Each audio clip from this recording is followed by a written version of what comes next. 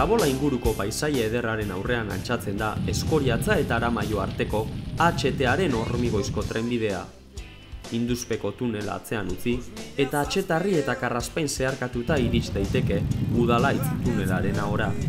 3.180 metroko luzera du Udalaitzek.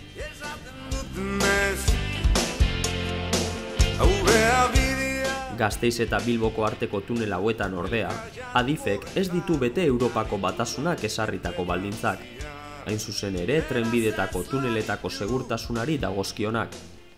Araudi hauek, derrigortzen dute 1000 metrotik gorako tuneletan larrialdi irteerak egitea.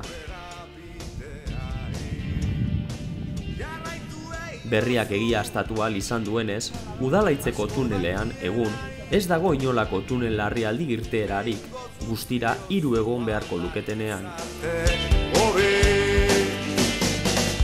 Gabiltza hainbeste rokagu zergagu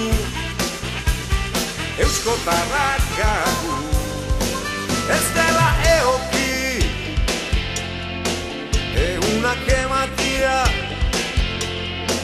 zilborari begia munduan zentrua baina ez dela zilegi solidarioa da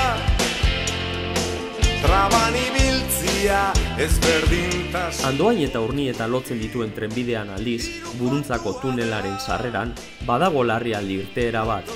Tarte hau, Gasteiz Bilbo ez bezala, Eusko Jaurlaritza ari da eraikitzen.